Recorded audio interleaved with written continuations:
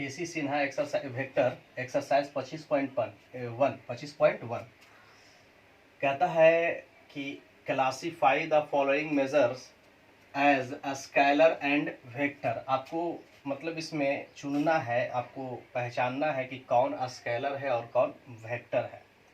देखिए वेक्टर का सबसे पहला डेफिनेशन है कि वेक्टर जो होगा उसमें दिशा होना ज़रूरी है। सबसे पहला चीज़ है कि दिशा जिसमें होता है उसको हम लोग वेक्टर कहते हैं, ठीक है, वेक्टर। और स्केलर जिसमें दिशा नहीं हो। तो देखिए ये 5 सेकंड है, सेकंड समय होता है, समय में दिशा नहीं होता है, तो इसको हम लोग स्केलर कहेंगे। स्केलर हिंदी में अदिश कहेंगे, ठीक है। दूसरा है 30 किलोमीटर प्रति घंटा। आप जान गए होंगे कि किलोमीटर प्रति घंटा है तो इसको चाल कहते हैं, है ना। तो ये चाल हो गया, चाल में दिशा नहीं होता है इसलिए ये स्केलर होगा यानी अदिश होगा। उसके बाद में इसको देखिए 10 ग्राम प्रति सेंटीमीटर क्यूब, इसको घनत्व कहते हैं, घनत्व। तो घनत्व में भी दिशा नहीं होता है तो ये भी स्केलर हो गया यानी अदिश राशि।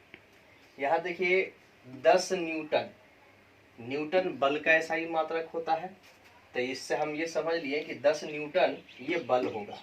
तो बल में दिशा होता है, बल में दिशा होता है। हम किसी और बल लगाते हैं तो एक निश्चित दिशा में बल लगता है, जैसे इधर बल लगा रहे हैं हम, ये निश्चित दिशा में, ऐसा नहीं कि हम इधर बल लगाएंगे तो उल्टा साइड जो है कि बल लग जाए, ऐसा नहीं होता है, ठीक है ना।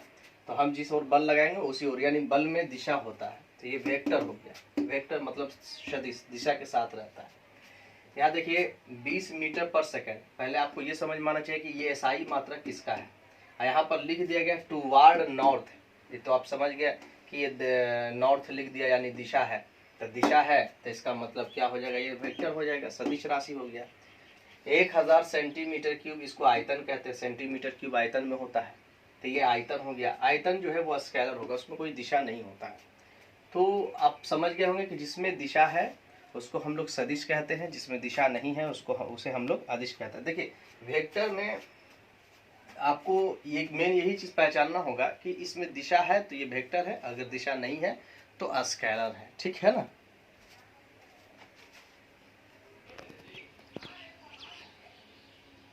तीसरा नंबर का क्वेश्चन पहला कहता दक्षिण से 30 डिग्री पश्चिम में 40 मीटर का विस्थापन।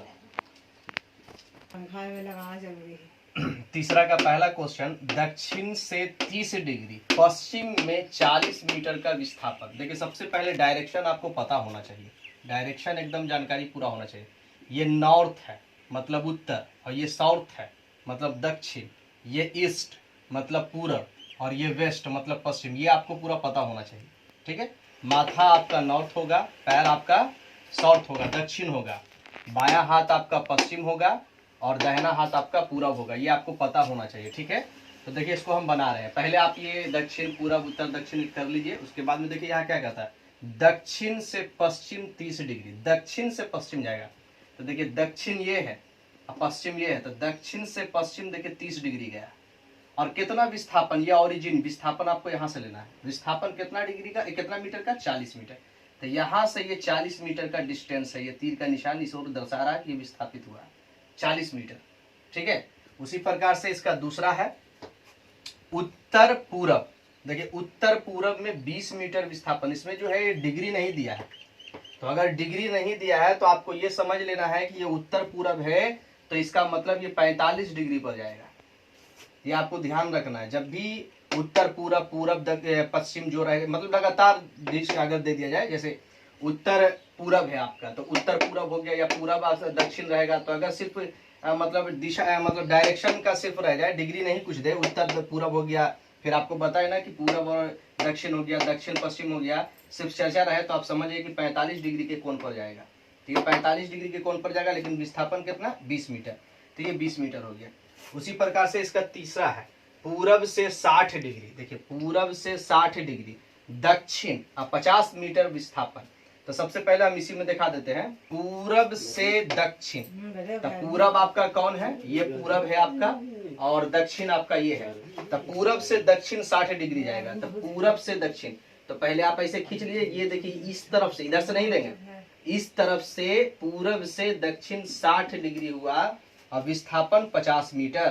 तो ये जो डिस्टेंस है यहाँ से ओरिजिन से, ये 50 पर जाके रुकना चाहिए। ये आपका 50 मीटर हो गया। इसी प्रकार से इसमें केसी सिन्हा में आपको चौथा नंबर का क्वेश्चन है, चौथा नंबर का क्वेश्चन है, उसको आप बना लीजिएगा। पांचवा हम बताते हैं, चौथा तक आपसे बन जाना चाहिए, ठीक है ना। नंबर 5 का क्वेश्चन नंबर 5 का कहता बगल की आकृति में कौन सदिश है, सदिश है संरेख। पहला नंबर संरेख है यानी कोलिनियर, दूसरा सह अदिश यानी को इनिशियल, और तीसरा समान यानी इक्वल। कौन कौन है, तो ये आपका फिगर दे दिया गया है। इसमें देखिए संरेख का मतलब या तो वो पैरेलल होना चाहिए या एक ही रेखा पर होना चाहिए। तो देखिए ये वाला इसके पैरेलल है तो ए और सी हो गया संरेख, और फिर इसी लाइन पर ये नीचे वाला है तो ये भी हो गया संरेख। तो कौन कौन सा है, वेक्टर ए, वेक्टर सी और वेक्टर डी। तो vector A, vector C and D जो है वो क्या हो गया आपका कोलिनियर।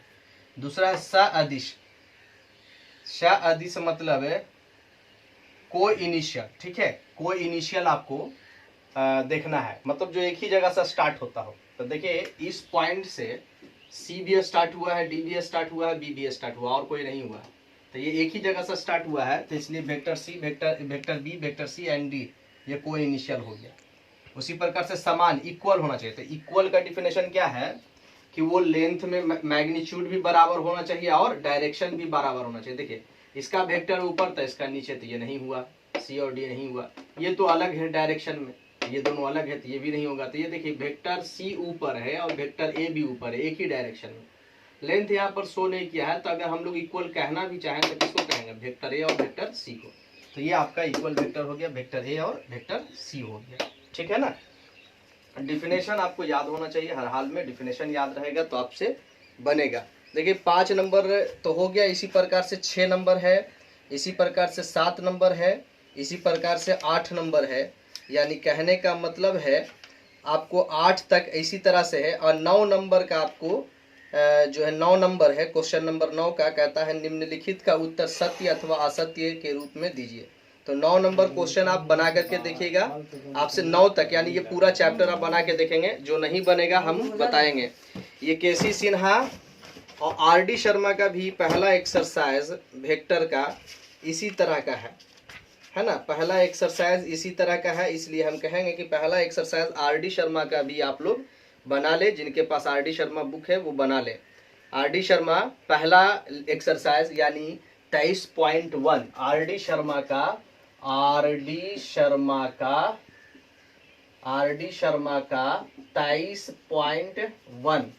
23.1 का पूरा कंप्लीट कर लेंगे। इसी तरह का क्वेश्चन है, कुछ यही क्वेश्चन उसमें भी है, तो आप लोग इसको कंप्लीट कर लेंगे।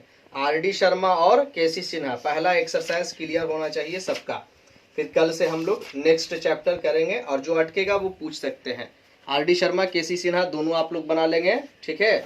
आर.डी. शर्मा एक्सरसाइज 23.1 जो इसी के जैसा है सेम, और केसी सिन्हा का आपका 25.1 था, दोनों को आप लोग कंप्लीट कर लेंगे। That's enough.